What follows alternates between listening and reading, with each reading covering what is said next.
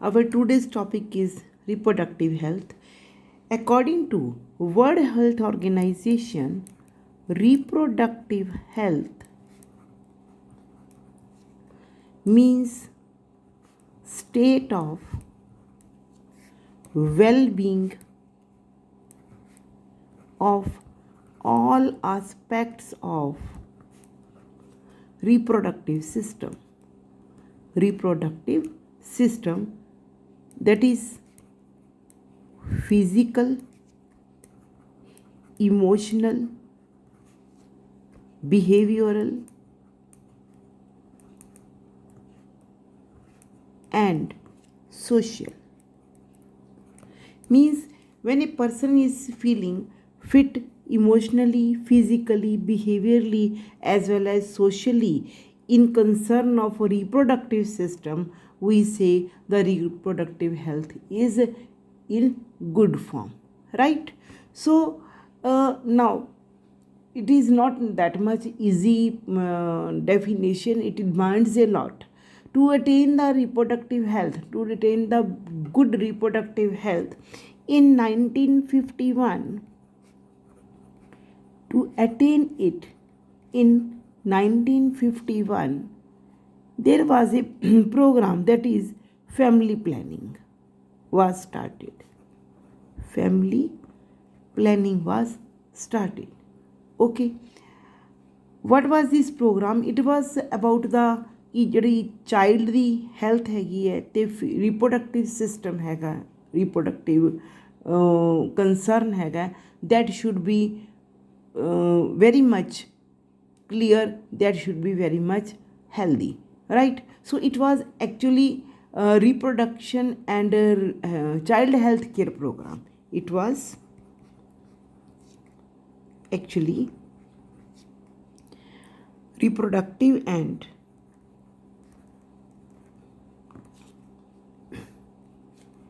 child health care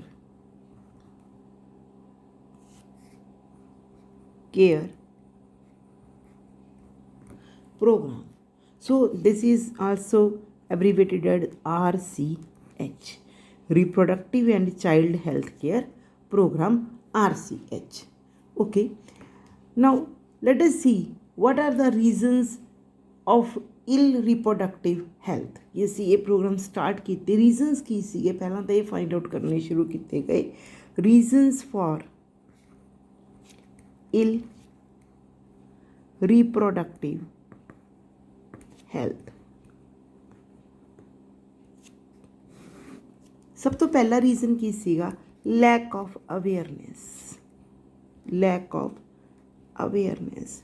As we know, we all are living, animals are living, animals are not having brain, they can't do the conversation, but the human being best of the all organisms that can do the conversation easily.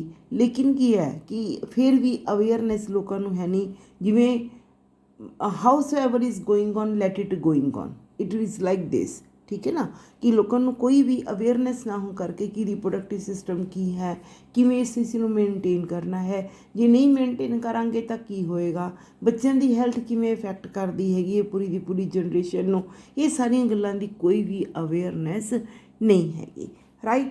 Number 2, population ਐਕਸਪਲੋਜ਼ਨ. ਸਭ ਤੋਂ ਵੱਡਾ ਜਿਹੜਾ ਕਾਰਨ ਕੀ ਹੈਗਾ ਕਿ population ਐਕਸਪਲੋਜ਼ਨ ਦਾ ਮਤਲਬ ਹੁੰਦਾ when there is a population this much that it is difficult for our system or the earth to support that. That is called population explosion. So population explosion is there because of again the unawareness. Day by day population ਜਿਹੜੀ ਹੈਗੀ ਹੈ ਬਹੁਤ ਮੈਨੀ fold ਜਿਹੜੀ ਹੈ increase ਹੁੰਦੀ ਜਾ ਰਹੀ ਹੈਗੀ ਹੈ, ਤਾਂ ਉਹਦੇ ਕਰਕੇ ਫਿਰ ਅੱਗੇ ਬਹੁਤ ਸਾਰੀਆਂ ਪ੍ਰੋਬਲਮਸ ਰਿਪਰੋਡਕਟਿਵ ਹੈਲਥ ਨਾਲ ਜੁੜ ਜਾਂਦੀਆਂ. ਫਿਰ ਆ ਗਿਆ ਸਾਡੇ ਕੋਲ ਨੈਕਸਟ ਬੇਟੇ myths and misconceptions.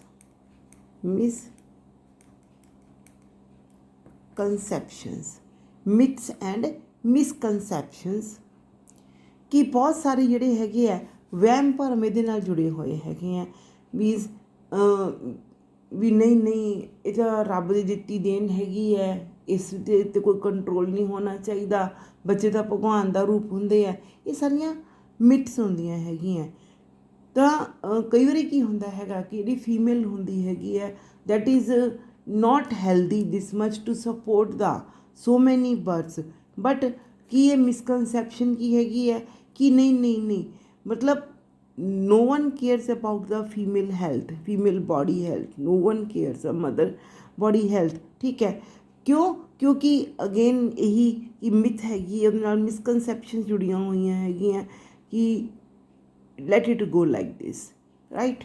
Then fourth, illegal abortions। ਹੁਣ ਮੈਂ ਇਸ ਪੁਆਇੰਟ ਨੂੰ ਉੱਪਰਲੇ ਨਾਲ ਜੋੜਦੀ ਹਾਂ, illegal abortions। कि कुछ एबॉर्शन व्हाट इज़ एबॉर्शन कि कोई भी एक तो होंदी सी parturition that is naturally, abortion होंदा कि टाइम तो पहला फीटस था बॉडी तो मदर दी वॉम तो अलग हो जाना, दैट इज़ कॉल्ड एबॉर्शन, ठीक है। तो कुछ इलीगल एबॉर्शनस होने करके भी जी रिप्रोडक्टिव हैल्थ है वो तो इफेक्ट पाया है कि when there are rape cases, right, or unwanted child, then the abortions are done illegally। illegally word क्यों use किया है? क्योंकि legally it is not allowed to abort the child, but under certain circumstances the illegal abortions are done and that affects the reproductive health of the female, or we can say the mother। Then is the female foeticide। female foeticide, female foeticide की है कि if we come to know कि भाई जड़ा child है that is growing in the वॉर्म of the mother that is a female, okay we don't need the female, let it get aborted. तो ये एक बहुत बड़ा फीमेल फोइटिसाइड में ਹੁੰਦਾ कि फीमेल चाइल्ड ਨੂੰ फीटस फॉर्म ਦੇ ਵਿੱਚ ਹੀ ਖਤਮ ਕਰ ਦੇਣਾ, दैट इज़ कॉल्ड फीमेल फोइटिसाइड। सो ਇਹ ਵੀ ਇੱਕ ਰੀਜ਼ਨ ਹੈ ਰੀਪਰੋਡਕਟਿਵ ਹੈਲਥ ਇਲ ਹੋਣ ਦਾ, ਕਿਉਂਕਿ ਅੱਗੇ ਕੀ ਹੁੰਦਾ ਸੀਗਾ ਕਿ ਸੋ ਮੈਨੀ ਪ੍ਰੈਗਨੈਂਸੀਜ਼ ਵਨ ਆਫਟਰ ਦਾ ਅਦਰ, ਔਰ ਉਹਦੇ ਵਿੱਚ ਕੀ ਹੁੰਦਾ ਸੀਗਾ ਕਿ ਪਤਾ ਲੱਗ ਜਾਂਦਾ ਸੀਗਾ ਕਿ ਫੀਮੇਲ ਹੈਗੀ ਹੈ ਤਾਂ ਉਹਨੂੰ immediately within after third month abort ਕਰਵਾ ਦਿੱਤਾ ਜਾਂਦਾ ਸੀਗਾ। The process use to go on like this, ਜਦੋਂ ਤੱਕ ਮੁੰਡਾ ਜਿਹੜਾ ਹੈਗਾ ਜਾਂ ਮੇਲ ਜਿਹੜਾ ਚਾਈਲਡ ਹੈ ਉਹ ਬਰਥ ਨਾ ਲਵੇ ਉਦੋਂ ਤੱਕ ਇਹ ਪ੍ਰੋਸੈਸ ਚੱਲਦਾ ਰਹਿੰਦਾ ਸੀ, ਜਿਹਦੇ ਨਾਲ ਜਿਹੜੀ ਰੀਪਰੋਡਕਟਿਵ ਹੈਲਥ ਹੈਗੀ ਹੈ ਫੀਮੇਲ ਦੀ ਉਹ ਬਹੁਤ ਹੀ ਜ਼ਿਆਦਾ ਵੀਕ ਹੋ ਜਾਂਦੀ ਸੀ। ਲੇਕਿਨ ਹੁਣ ਇਸ 'ਤੇ ਜਿਹੜੀ ਹੈਗੀ ਹੈ ਟੋਟਲੀ ਇੱਕ ਲੀਗਲ ਰੋਕ ਲੱਗ ਚੁੱਕੀ ਹੈ ਇਸ ਦੇ। ਜੇ if anyone is going to do this then he has to be imprisoned, even the doctor has to be imprisoned। Now when we know that there are so many reasons of reproductive health, we must find out the solutions for that, that is the strategies।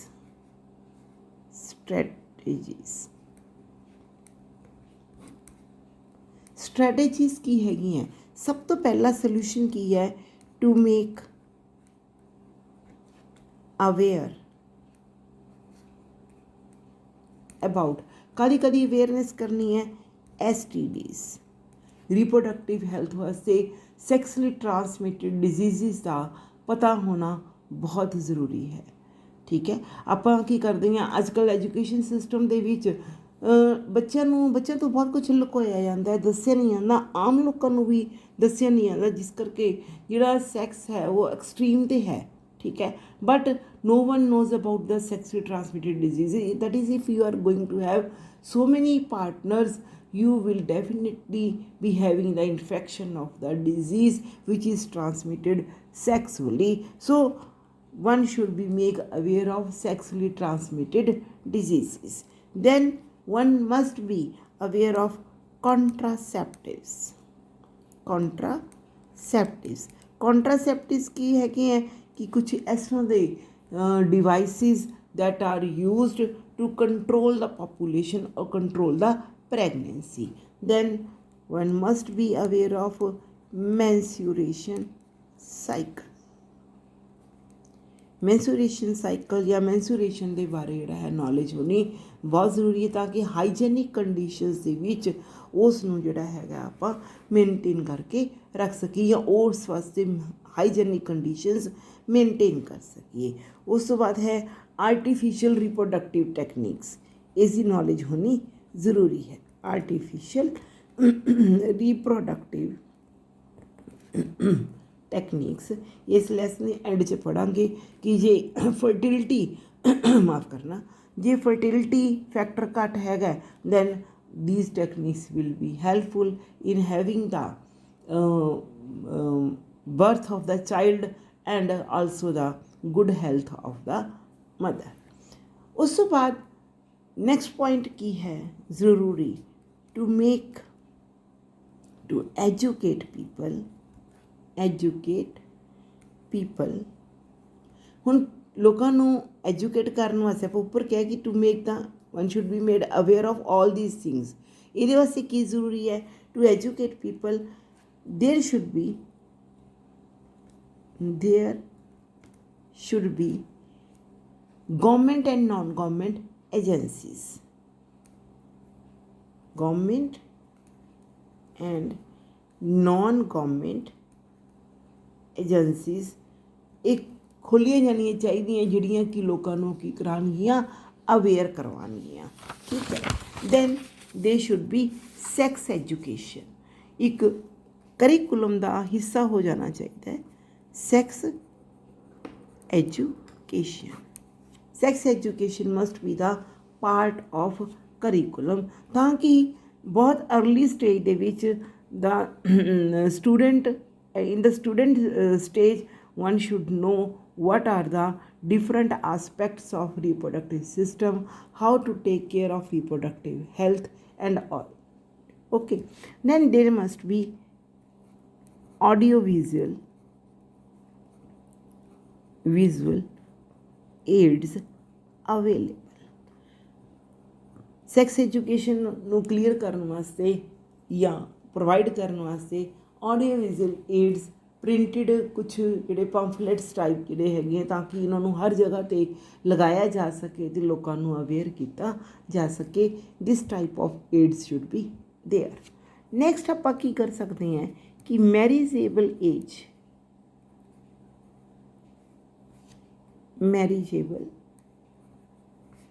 Age ਨੂੰ ਵਧਾਇਆ ਜਾਣਾ। ਠੀਕ ਹੈ। Next step ਕੀ ਹੈ ਕਿ girls ਲਈ 18 ਚੱਲ ਰਹੀ ਹੈ। ਠੀਕ ਹੈ। ਐਂਡ ਬॉयज़ ਲਈ minimum 21। This is minimum, right. ਇਹਦੇ ਨਾਲ ਕਿ ਅੱਗੇ ਕੀ ਸੀਗਾ, ਛੋਟੇ ਹੁੰਦੇ ਨਹੀਂ ਮੈਰਿਜ ਕਰ ਦਿੰਦੇ ਸੀ, 10 ਸਾਲ ਦਾ 15 ਸਾਲ ਦਾ। ਠੀਕ ਹੈ। ਲੜਕੀ ਬਹੁਤ ਛੋਟੀ ਹੁੰਦੀ ਸੀ ਤਾਂ ਬਹੁਤ ਅਰਲੀ ਸਟੇਜ 'ਤੇ ਹੀ ਜਿਹੜਾ ਸੀਗਾ ਪੋਪੂਲੇਸ਼ਨ ਇੰਕਰੀਜ਼, ਰਿਪਰੋਡਕਟਿਵ ਹੈਲਥ ਜਿਹੜੀ ਸੀ ਅਫੈਕਟ ਹੋਣ ਲੱਗ ਜਾਂਦੀ ਸੀ। ਤਾਂ ਇਸ ਵਾਸਤੇ ਜ਼ਰੂਰੀ ਹੈ ਕਿ ਪਹਿਲਾਂ ਤਾਂ ਇਹਨਾਂ ਪੋਪੂਲੇਸ਼ਨ ਵੀ ਕੰਟਰੋਲ ਹੋਏਗੀ ਔਰ ਜਿਹੜਾ ਰਿਪਰੋਡਕਟਿਵ ਸਿਸਟਮ ਹੈ ਉਹ ਵੀ ਹੈਲਦੀ ਰਹੇਗਾ, ਰਾਈਟ। ਉਸ ਤੋਂ ਬਾਅਦ ਕਿਉਂਕਿ ਦੇਰ will be no very less sexually transmitted diseases, very less abortions and healthy reproductive tract, right। ਉਸ ਤੋਂ ਬਾਅਦ ਕਿ ਜ਼ਰੂਰੀ ਹੈ ਕਿ ਲੋਕਾਂ ਨੂੰ ਅਵੇਅਰ ਕੀਤਾ ਜਾਵੇ ਕਿ ਜੇ ਪਾਪੂਲੇਸ਼ਨ ਜ਼ਿਆਦਾ ਹੋਏਗੀ ਉਹਦੇ ਇਲ ਇਫੈਕਟਸ ਕੀ ਹੋਣਗੇ। That is to make aware of ill effects of overpopulation।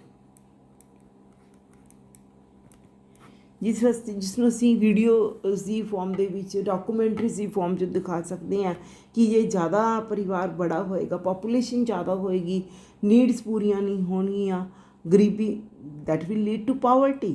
ਠੀਕ ਹੈ। ਅਨਐਮਪਲੋਇਮੈਂਟ ਹੋਏਗੀ, ਪਾਵਰਟੀ ਹੋਏਗੀ ਐਂਡ ਕ੍ਰਾਈਮ ਵਧੇਗਾ। ਜੋ ਪਾਵਰਟੀ ਹੋਏਗੀ ਕ੍ਰਾਈਮ ਵਧੂਗਾ, ਚੋਰੀ, ਡਾਕਾ, murder, this crimes will come into existence. So ਸਭ ਤੋਂ ਪਹਿਲਾਂ ਜ਼ਰੂਰੀ ਕੀ ਹੈਗਾ ਕਿ ਪਾਪੂਲੇਸ਼ਨ 'ਤੇ ਕੰਟਰੋਲ ਕਰਨਾ। ਜੇ ਪਾਪੂਲੇਸ਼ਨ ਕੰਟਰੋਲ ਕਰਾਂਗੇ ਉਹਦੇ ਨਾਲ ਜਿੰਨੀਆਂ ਵੀ ਸੋਸ਼ਲ ਪ੍ਰੋਬਲਮਸ ਹੈਗੀਆਂ ਉਹ ਆਟੋਮੈਟਿਕਲੀ ਸੋਲਵ ਹੋ ਜਾਣਗੀਆਂ। To solve the problem of population, there is done demography. Demography ਕੀ ਹੈਗੀ ਹੈ? Statistical study of human population. Statistical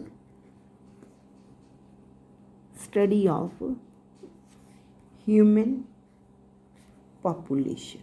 Statistical study of human population ਕੀ ਹੁੰਦਾ ਹੈ? ਆਂਕੜੇ ਇਕੱਠੇ ਕਰਕੇ ਉਹਨਾਂ ਨੂੰ ਕੰਪੈਰੀਜ਼ਨ ਕਰਨਾ।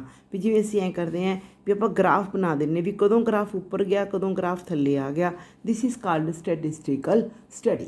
ਠੀਕ ਹੈ ਕਿ ਪੋਪੂਲੇਸ਼ਨ ਦੇ ਆਂਕੜੇ ਅਲੱਗ-ਅਲੱਗ ਟਾਈਮ 'ਤੇ ਇਕੱਠੇ ਕਰਕੇ ਉਸ ਨੂੰ ਸਟੈਟਿਸਟਿਕਲੀ ਸਟੱਡੀ ਕਰਨਾ, ਕੰਪੈਰੇਟਿਵ ਸਟੇਟਮੈਂਟਸ ਬਣਾ ਕੇ ਸਟੱਡੀ ਕਰਨਾ, that is called demography. Then is the census. ਤਾਂ ਡੈਮੋਗ੍ਰਾਫੀ ਵਾਸਤੇ ਸੈਂਸਸ ਕਰਨਾ ਜ਼ਰੂਰੀ ਹੈ। ਸੈਂਸਸ ਕੀ ਹੁੰਦਾ ਹੈ? ਡਾਟਾ ਕਲੈਕਟ ਕਰਨਾ, ਸਟੈਟਿਸਟਿਕਲ ਇਨਫੋਰਮੇਸ਼ਨ ਕਲੈਕਟ ਕਰਨੀ ਹਿਊਮਨ ਪਾਪੂਲੇਸ਼ਨ ਵਾਸਤੇ। So it is a procedure to collect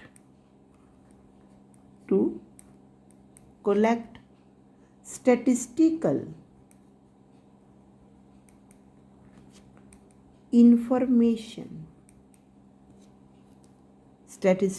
information about human population।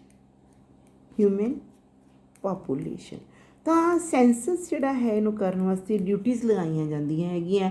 ਲੋਕ ਘਰ ਘਰ ਜਾ ਕੇ ਪੁੱਛਦੇ ਆ ਕਿੰਨੇ ਬੱਚੇ ਹੈ, ਮੇਲ ਕਿੰਨੇ ਹੈ, ਫੀਮੇਲ ਕਿੰਨੇ ਹੈ, ਪੜ੍ਹਨ ਕਿੰਨੇ ਜਾਂਦੇ ਹੈਗੇ, ਕਿੰਨੇ ਅਨਪੜ੍ਹ ਹੈ। ਕਈ ਤਰ੍ਹਾਂ ਦਾ ਡਾਟਾ ਜਿਹੜਾ ਹੈ ਉਹਦੇ ਵਿੱਚ ਇਕੱਠਾ ਕੀਤਾ ਜਾਂਦਾ ਹੈਗਾ। That is called senses. ਜਿਹੜਾ ਇਹ ਸੈਂਸਸ ਹੈ ਇਹ ਹਰ 10 ਸਾਲ ਬਾਅਦ ਕੀਤਾ ਜਾਂਦਾ ਹੈ। ਇਟ ਇਜ਼ ਡਨ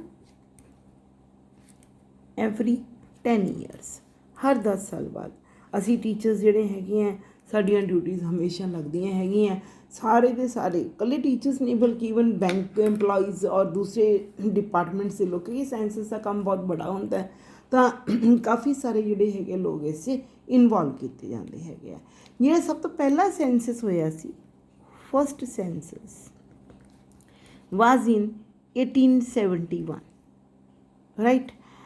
ਹਰ 10 ਸਾਲ ਬਾਅਦ ਹੁੰਦਾ ਗਿਆ ਔਰ 2011 ਦੇ ਵਿੱਚ 15th ਸੈਂਸਸ ਹੋਇਆ 2011 'ਚ।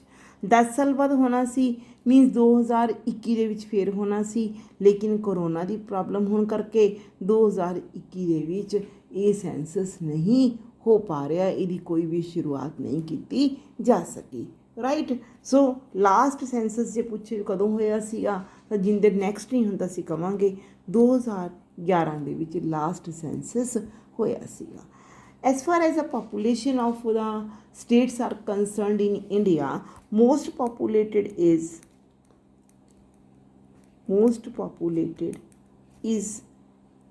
UP।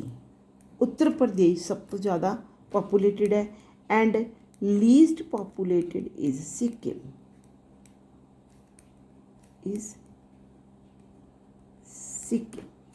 Right?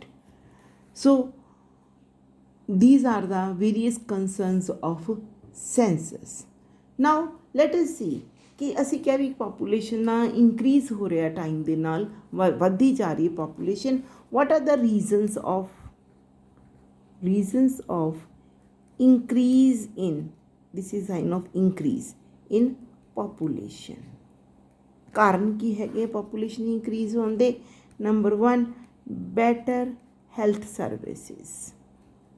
ਅੱਗੇ ਲੋਕ ਬਿਮਾਰੀਆਂ ਦੇ ਨਾਲ ਮਰ ਜਾਂਦੇ ਸੀਗੇ, ਹੁਣ ਕੋਈ ਵੀ ਬਿਮਾਰੀ ਹੁੰਦੀ ਹੈ ਨਾਲ ਨਹੀਂ ਨਾਲ ਉਹਦਾ ਕੋਈ ਨਾ ਕੋਈ ਜਿਹੜਾ ਹੈਗਾ ਉਹ ਇਲਾਜ ਮਿਲ ਜਾਂਦਾ ਹੈਗਾ, ਜਿਹਦੇ ਕਰਕੇ ਡੈਥ ਰੇਟ ਜਿਹੜਾ ਹੈਗਾ ਉਹ ਘਟਦਾ ਜਾ ਰਿਹਾ ਹੈ। ਇਹਨੂੰ ਸਮਝਣ ਵਾਸਤੇ ਇੱਕ ਚੀਜ਼ ਦੇਖੋ, ਕਿਸੇ ਵੀ ਏਰੀਆ ਦੀ ਪਾਪੂਲੇਸ਼ਨ ਜਿਹੜੀ ਹੈ ਇਸ ਨੂੰ 4 ਚੀਜ਼ਾਂ ਇਫੈਕਟ ਕਰਦੀਆਂ ਹੈਗੀਆਂ: ਡੈਥ, ਬਰਥ,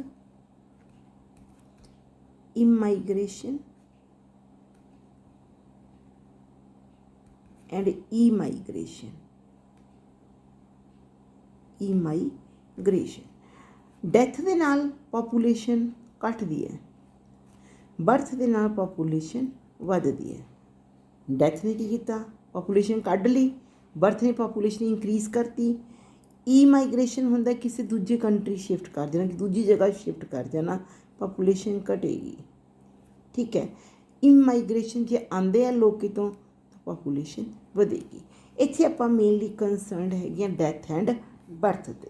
ਤਾਂ ਹੁਣ ਜਦੋਂ ਬੈਟਰ ਹੈਲਥ ਸਰਵਿਸਿਜ਼ ਹੋ ਗਈਆਂ, ਡੈਥ ਰੇਟ ਜਿਹੜਾ ਸੀਗਾ ਘਟ ਗਿਆ, ਤਾਂ ਪਾਪੂਲੇਸ਼ਨ ਇੰਕਰੀਜ਼ ਹੋਣ ਲੱਗ ਗਈ। Number 2 IMR। IMR ਕੀ ਹੈ? Infant mortality rate. Infant mortality rate ਕਿ ਅੱਗੇ ਬੱਚੇ ਪੈਦਾ ਹੁੰਦੇ ਹੀ ਮਰ ਜਾਂਦੇ ਸੀਗੇ, ਲੇਕਿਨ ਹੁਣ ਜਿਹੜਾ ਹੈ ਮੈਡੀਕਲ ਸਰਵਿਸਿਜ਼ ਹੋਣ ਕਰਕੇ ਇਸ ਤਰ੍ਹਾਂ ਦਾ ਘੱਟ ਹੁੰਦਾ। ਤਾਂ ਇਨਫੈਂਟ ਮੈਨੇ ਛੋਟਾ ਬੱਚਾ ਜਿਹੜਾ ਨਵਾਂ ਪੈਦਾ ਹੋਇਆ ਉਹਨੂੰ ਅਸੀਂ ਇਨਫੈਂਟ ਕਹਿੰਦੇ ਹਾਂ, ਉਹਦਾ ਜਿਹੜਾ ਮੋਰਟੈਲਿਟੀ ਰੇਟ ਹੈਗਾ ਉਹ ਘਟਦਾ ਜਾ ਰਿਹਾ, ਉਹਦੇ ਮਰਨ ਦੀ ਦਰ ਜਿਹੜੀ ਹੈ ਘਟਦੀ ਜਾ ਰਹੀ ਹੈ। ਤੀਸਰਾ mother mortality rate, maternal mortality rate. ਅੱਗੇ ਕੀ ਸੀਗਾ? Maternal mortality rate.